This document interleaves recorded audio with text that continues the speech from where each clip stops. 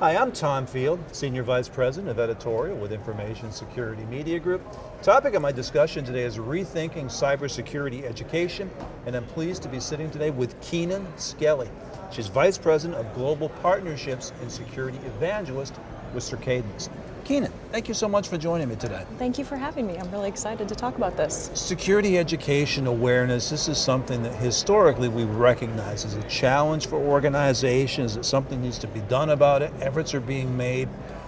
Where are we going wrong? Why haven't we been getting it right?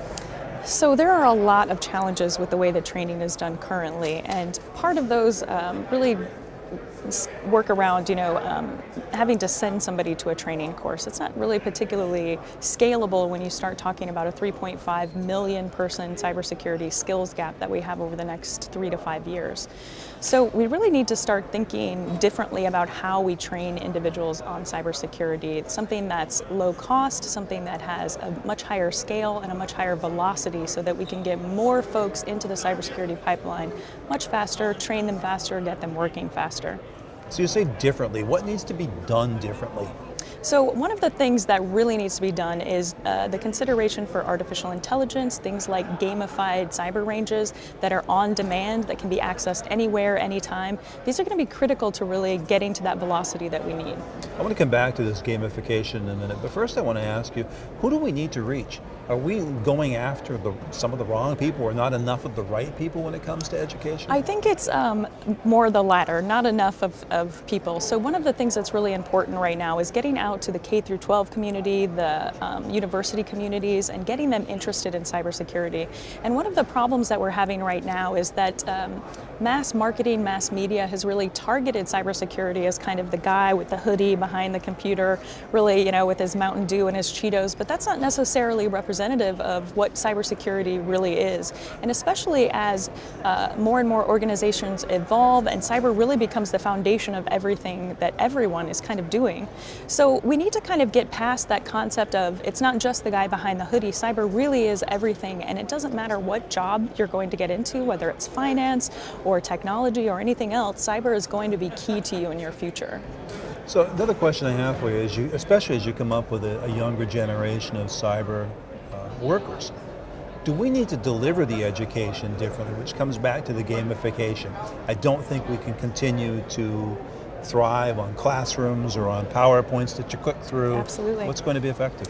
Gamification is the way forward, and if you really think about this next generation of cyber warriors, they've grown up on gamification. They've grown up on, Bejeweled and Angry Birds on their cell phones, and they've grown up playing Halo and Call of Duty. They get gaming. They understand how to operate in gamification. So it's really important that we start thinking outside the box and using things like gamification to reach out to that next generation.